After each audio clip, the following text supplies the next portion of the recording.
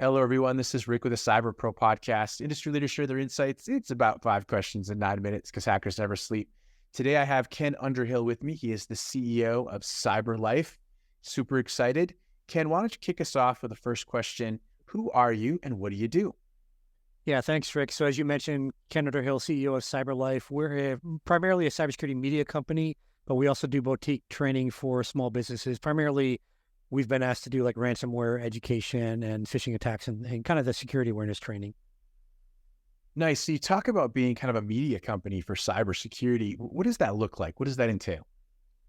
Yeah, so we recently pivoted. We were doing a lot of training of executive teams over probably the past year or so around material cyber risk. And we pivoted mostly because I don't feel like training anymore for the most part. So I just want to go back to the media stuff. I did have a TV show. A lot of people know me. So I did have a television show. I think I ended that last November, if I recall correctly. We ran it for a couple of years, started back right when the pandemic was hitting in 2020, reached over 2.1 million viewers around the world, which was, really cool. But TV shows were a lot of work, and I wanted to kind of get back to, I've got the podcast. I recently relaunched it for CyberLife, got the YouTube channel, which is at CyberLife TV. So really just wanted to get back into just producing free content without having to worry about advertisers and sponsorships and all the fun stuff that comes with a television show to keep it funded. Love it. Yeah. And I remember the show. Super excited. And I nerded out a little bit when I knew that you were going to come on. So this is fun. This is fun for me, at least. So this is where I get to pivot a little bit, right? We are evolving some of our questions and here's the first one. I'd love to get your take on how you feel the cyber landscape has evolved over the past few years. Yeah, the interesting thing is, technology changes, TTPs change. And for those that don't know, that's tactics, techniques, and procedures of threat actors. All that stuff changes, but at the end of the day, it's the fundamentals. It's I've got some friends that play in the NFL, and one of them was on a Super Bowl winning team several years ago. And I asked him, I was like, hey, man, like it's a professional level. All you guys are good. You got to be good to get there. What's the difference? Like, what was the difference? Is it a team thing? Is it all these things? Is it certain plays or whatever? He's like, dude, it's blocking and tackling. It's the fundamentals. And we master the fundamentals. And it's the same thing in like the military, the special operations communities. I don't know if Rick, somebody in your, was it you that was a Green Beret or somebody was a former SF guy? But you master the fundamentals like pistol, combatives, small unit tactics, etc. You master the fundamentals. And that's, I think, with the landscape, it's always going to change. I mean, of course, we're using generative AI now, and we're pulling it as defenders.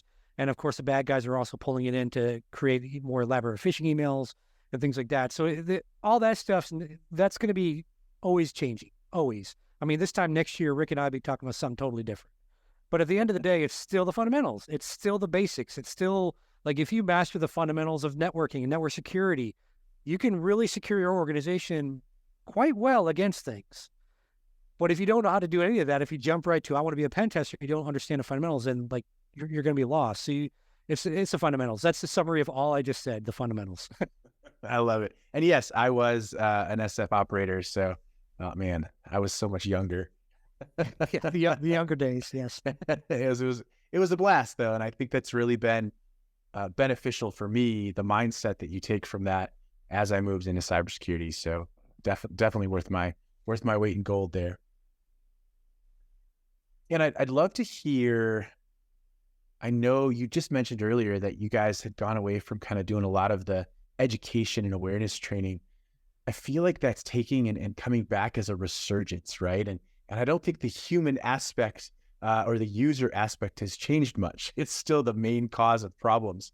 Why is it so fundamentally difficult for us not to train and get people to get it? Well, I think the misconception is that people don't get it, right? But people do. I mean, I've talked to banking executives here in the Houston area, and they accidentally will fall for the phishing email, as part of the organization's phishing attack, or simulated attack. So people want to do good. Like that's like people literally are more cyber aware these days.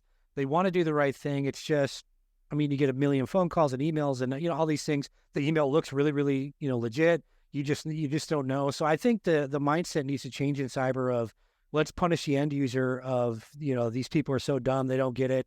There's somebody, I forget his name. He's got a book called like You Can't Stop Stupid or something, or You Can't Stop Stupid or something like that. I don't know. I didn't like the guy anyways, personal opinion, but like stop calling people stupid. Like these are most end users are not the idiots we dealt with back in like the 90s and stuff. Like these people these days are very aware. Some of them are better than you practitioners out there as far as what they know.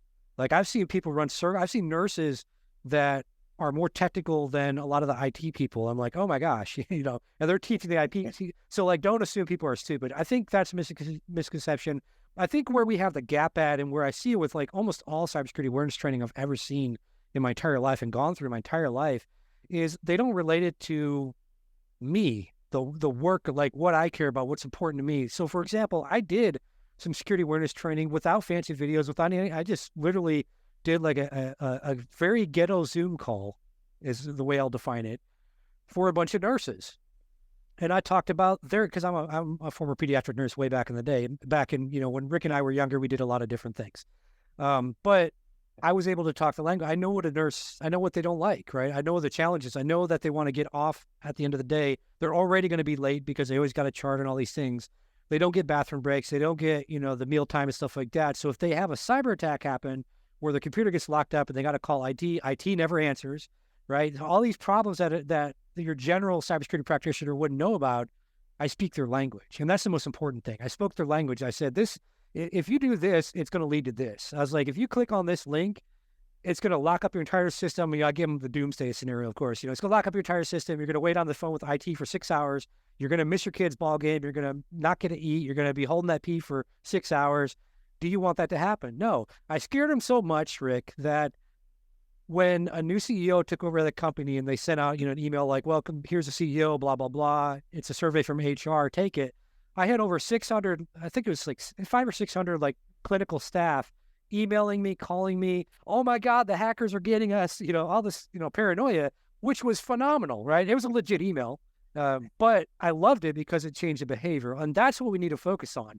And I get it that it's difficult at scale to do that because you're dealing with a whole company, but instead of building one training to please your investors, to make it low cost, figure out what departments, what business units are going to be taking the training, and figure out like what are their actual problems, like how do they talk? And you don't have to talk to them, just talk to other like accountants, talk to other salespeople, figure out what are some of their challenges, like figure out their day to day and how the cyber would go into that. Because the worst thing you could do, and any cyber person that's worth their weight in salt will tell you this, worst thing you could do is put up barriers because people are going to find a way to go around them like usual. Just like I figured out a way to feed opossums to still make the HOA mad, they couldn't do anything about it. So anyways, we'll leave that where it is. We're not going to talk about that in this episode.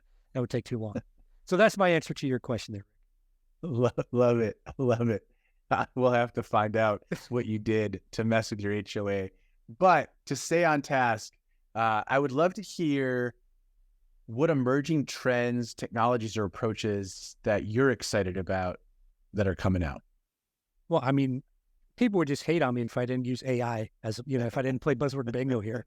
I think that generative AI and the old school AI, I think there's a good use in cybersecurity. Of course, there's privacy concerns, all these things, but you can use local generative AI. You don't have to use, ChatGPT and stuff like that. And you can even use a local version of that through the API. So anyways, I think that we'll see better use of that. And I think that will reduce a lot of the alert fatigue that we get, especially as like analysts, on the front lines of things. I think that'll help there. As far as like emerging tech, I mean, people throw out zero trust usually. I mean, it's not really emerging, but it's, the concept, the process and everything. I think too many people, I'm not knocking zero trust, by the way. Don't hate on me. Don't send me messages on social media because I'm just going to block you. I think zero trust has a lot of good application, but it's not for everything. For example, like if you're selling widgets on your website, let's say you're selling shoes, you're Nike, you're selling shoes. Do you want me to like go through a zero trust process just to come buy some freaking shoes? You're putting friction in place. I'm not going to buy any shoes from you. I'm going to go to Adidas or some other provider. So you have to keep that in mind when you're implementing anything. Am I putting friction in place, and is it necessary friction? Is it worth it, or is this a low risk thing like a website that doesn't really lead to anything? Yeah, it's purchasing, some shoes or whatever, but is that like our crown jewels? I was kind of like, I feel like I kind of answered your question, Rick, like a politician almost, right? I answered it, but then I kind of took us on, a little journey to talk about shoes and everything. But anyways, if anyone knows some good shoe companies out there, feel free to send Rick and I a pair. We'll let you know our sizes. There you go. I love it. I love the shameless pitch right there too. Final fun question for you, Ken. What's your favorite piece of retro technology that makes you smile? Yeah, so I grew up extremely poor, and so one of my mother's boyfriends, he bought us a Super Nintendo when those first came out. Dude, I thought I was a millionaire. And then he also got us the scope thing it had for like the shooting games. Oh my gosh, you couldn't tell me of course my mother's like, you're gonna go blind from the, the stuff or whatever. That's how mothers were back in the day. But yeah, man, that's my favorite piece. Of course I love the regular Nintendo. I have fond memories of Atari and stuff like that too. I don't play any games. So a fun fact about me, I don't play any games that I got to connect to the internet.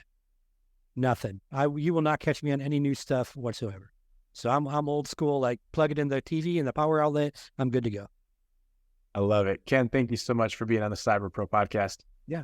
Thanks for having me, Rick. Thank you for tuning into the Cyber Pro podcast. Make sure to like and subscribe so you don't miss out on new podcasts and all of our cool bonus content.